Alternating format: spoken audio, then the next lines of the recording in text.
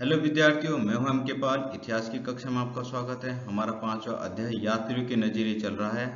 इसमें पहले हम एक वीडियो बना चुके हैं जिसमें अल्बरून के विषय में आपको बताया है। उसको डिस्क्रिप्शन में आप देख लेना। डिस्क्रिप्शन में हम आपको लिंक दे देंगे वीडियो का। आज हमारा टॉपिक है इब्न बतूता के बारे में हम आपको बताएंगे और सभी महत्वपूर्ण जानकारियों को आप अपनी नोटबुक में नोट करते हुए चलिए। वीडियो के अंत तक जुड़े रहिए। इसमें हमने लास्ट में आपको अति महत्वपूर्ण 10 क्वेश्चन दिए हैं जो कि ऑब्जेक्टिव टाइप क्वेश्चन हैं और आगामी परीक्षाएं जितनी भी होंगी उन सभी परीक्षाओं में आपके लिए बहुत ही उपयोगी होगा।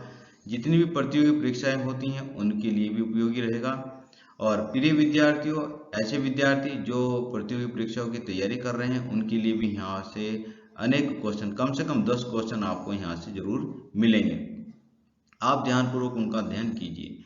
हम प्रारंभ करते हैं। हमारा टॉपिक प्रारंभ होता है। अब इब्न बतूता का जीवन परिचय के बारे में बताएंगे और यात्रा वर्णन देखते हैं। इब्न बतूता का जीवन परिचय। इब्न बतूता का जन्म 24 जनवरी 1304 ईस्वी को मोरक्को के तंजीर नामक नगर में हुआ था। नोट कर लीजिए इसको कि इब्न बतूता का जन्म 24 जनवरी 1304 ईस्वी को मोरक्को के तंजीर नगर में हुआ था। इब्न बतूता का जो पूरा नाम है, हम उसको इब्न बतूता के नाम से जानते हैं, लेकिन इब्न बतूता का पूरा नाम है Abu Abdullah Muhammad ibn Battuta. Abu Abdullah Muhammad ibn Battuta ibn Battuta का पूरा नाम है। और इब्न बतूता जो थे वो खाना बदोश जाति से संबंधित थे। इसका मतलब यह है कि वे कभी भी कहीं पर भी एक स्थान पर नहीं रहते थे, घुमक्कड़ प्रवृत्ति के थे। एक जगह से दूसरी जगह वो स्थान बदलते रहते थे। ये इनके अंदर जातिगत प्रवृत्ति थी। इसीलिए इन्होंने विभिन्न स्थानों की यात्राएं करने का इनके अंदर एक जज्बा था। उन्होंने अपने युग के प्रत्येक जितने भी मुस्लिम देश थे और अन्य देशों की इन्होंने यात्राएं की।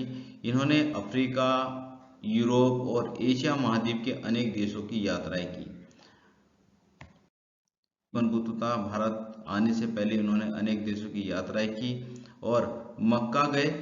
मक्का गए, जैसे सीरिया गए, इराक की यात्राएं इन्होंने की, फारस की यात्रा की, अमन की, यमन की यात्रा की और ओमान की यात्रा की।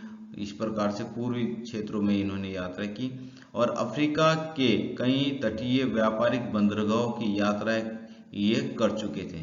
क्योंकि अफ्रीका से जब ये एशिया आए, मध्य एशिया में आए, तो जो भूमध्य सागर है, भूमध्य सागर के तटवर्ती क्षेत्रों से यात्रा करते हुए, लाल सागर को पार करते हुए ये यहाँ पर पहुंचे थे, मध्य एशिया में पहुंचे। और मध्य एशिया के रास्ते से होते हुए 1333 ईस्वी में स्थल मार्ग से सिंध पहुंचे और सिंध के मुल्तान के रास्ते से दिल्ली सुल्तान के दरबार में पहुंचे। इन्होंने दिल्ली के सुल्तान मोहम्मद बिन तुगलक के बारे में काफ़ी सुन रखा था। बहुत अच्छी बातें इन्होंने सुन रखी थी कि मोहम्मद बिन तुगलक जो है वह कला एवं साहित्य के लिए बहुत ही मतलब उनके संरक्षक हैं। जितने भी जो कलाकार हैं, साहित्यकार हैं, उनके प्रति उनका जो रवैया है वह दयाशील है और उनके वह संरक्षक हैं। और इस प्रकार की उनकी जो ख्याति से ये आकर्षित हुए, यानी कि मोहम्मद बिन तुगलक की इस ख्याति से इब्न बतूता आकर्षित हुआ और वह उसने निश्चय लिया कि मैं दिल्ली जाकर सुल्तान से मिलता हूँ। तो मुल्तान के रास्ते से मोहम्मद बिन तुगलक से मिलने के लिए मुल्तान के रास्ते से इब्न बतूता दिल्ली की ओर प्रस्थान किया और 1333 ईस्वी में यह दिल्ली पहुंचा। अब दिल्ली पहुंचने के पश्चात सुल्तान इब्न बतूता से मिला और इब्न बतूता से मिलने के बाद मोहम्मद बिन तुगलक जो है वह इसकी विद्वता से प्रभावित हुआ और इसने इसको दिल्ली का काजी नियुक्त कर दिया। जो दिल्ली का काजी नियुक्त किया, काजी का पद उस समय जो न्यायाधीश का पद होता था। तो यह क्वेश्चन बहुत बार पूछा जाता है कि इब्न बतूता को कौन से पद पर नियुक्त किया गया था। तो इब्न बतूता को काजी के पद पर नियुक्त किया गया था। और यहाँ पर कभी ऑप्शन में न्यायाधीश भी मिल सकता है, क्योंकि काजी का जो कार्य होता है तो न्याय करने का कार्य होता तो उसको न्यायाधीश भी कहा जाता था। इस पद पर वह कई वर्षों तक रहा।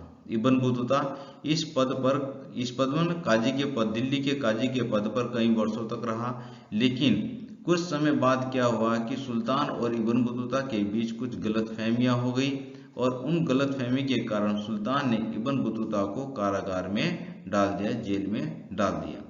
अब जब वो गलतफहमियां दूर हुई, कुछ समय पश्चात गलतफहमियां दूर हो गई, तो फिर से उसने यानी कि सुल्तान मोहम्मद बिन तुगलक ने इब्न बतूता को बहाल किया और पुनः फिर उसको राजकीय सेवा में लिया, राजकीय सेवा में उसको पुनर्स्थापित किया।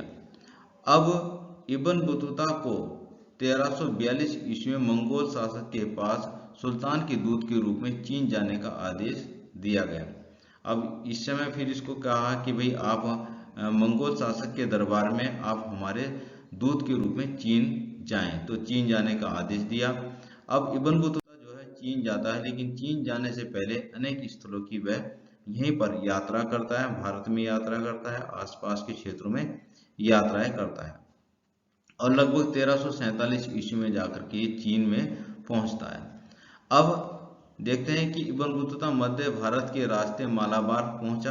कहां पर पहुंचा? पहले मालाबार तट पर पहुंचा, उसकी ओर बढ़ा, मालाबार से वह मालदीव गया। मालदीव गया और वहां पर यह 18 महीने रहा। 18 महीने रहा और काजी के पद पर नियुक्त हुआ।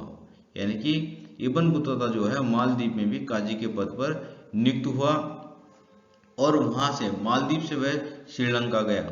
मालदीव से कहां पर गया? श्रीलंका गया। आप अपने मानचित्र को ले लीजिए और मानचित्र में भी देखते जाइए कहां कहां से था, आप इसका रूट मैप भी बना लीजिए। तो मालदीव से श्रीलंका गया और बाद में फिर एक बार फिर ये मालाबार तट पहुंचा, वापस गया और मालाबार तट से फिर मालदीव गया। मालदीव से फिर ये चीन जाने से पहले एक बार फिर बंगाल और असम की ओर गया। भारत में बंगाल और असम गया। बंगाल असम जाने के बाद वहां से फिर यह सुमात्रा गया। सुमात्रा इंडोनेशिया, आप नीचे की साइड देख सकते हैं, असम बंगाल की साइड से बे ऑफ बंगाल की में उधर सुमात्रा गया और सुमात्रा से अन्य जो एक जहाज का बंदरगाह, चीनी बंदरगाह था जैतून, वहां पर ये पहुंचा। जैतून पहुंच गया, चीनी बंदरगाह जैतून पहुंचा ये सुमात्रा से।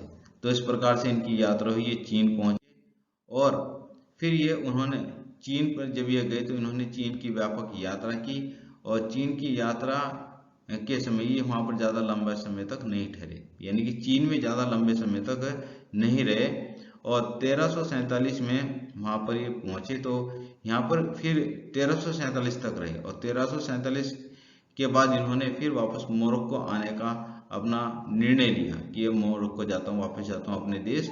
तो वापस ये अपने देश वापस आने का निर्णय लिया मोरक्को और 1354 में ये मोरक्को पहुंचे। 1354 में ये मोरक्को पहुंचे। इब्न बतूता पहुंच गया 1354 में मोरक्को पहुंचा। मोरक्को लौटने के पश्चात उसका यात्रा वृत्तांत लिखा गया।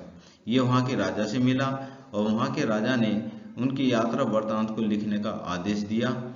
इब्न जजुए, ये भी एक इम्पोर्टेंट क्वेश्चन है, जीके का क्वेश्चन, कि किसके द्वारा लिखा गया? इब्न जजुए के द्वारा इनका यात्रा वृत्तांत लिखा गया, जिसको रेहला के नाम से जाना जाता है। इनके यात्रा वृत्तांत को रेहला के नाम से जाना जाता है। क्वेश्चन पूछा जाता है बहुत कि इब्न बतूता की पुस्तक को किस नाम से जाना जाता है, तो रेहला के नाम से जाना जाता है। क्वेश्चन ऐसे भी पूछा जा सकता है कि इब्न बतूता की यात्रा वृत्तांत को किस नाम से जाना जाता है, तो रेहला के नाम से जाना जाता है। अब इब्न बतूता ने नवीन संस्कृतियों, लोगों, आस्थाओं, मान्यताओं आदि के विषय में अपने अभिमत को सावधानी जो इनका अभिमत था, अभिमत को इन्होंने सावधानी एवं कुशलता पूर्वक लिखवाया। तो इस प्रकार से हम देखते हैं कि इब्न बतूता के द्वारा जो यात्रा वृत्तांत लिखा गया उसमें संस्कृति के बारे में वर्णन मिलता है, लोगों के बारे में वर्णन मिलता है, आस्थाओं के बारे में, मान्यताओं के बारे में, इन सब चीजों के बारे में, और जो इन्होंने यहाँ पर देखा, जैसे कि भारत का डाक व्यवस्था का वर्णन करते हैं, जो इन्होंने यहाँ पर देखा उसका वर्णन इन्होंने बड़ी ही सावधानी और कुशलता पूर्वक किया, जिसको इनकी जो यात्रा वृत्तांत रेहला उसमें लिखा गया। तो ये तो थी बात इनकी पुस्तक की। अब बात करते हैं कि जिस समय इब्न बतूता भारत में यात्रा कर रहे थे तो उनके सामने कई समस्याएं थी आई।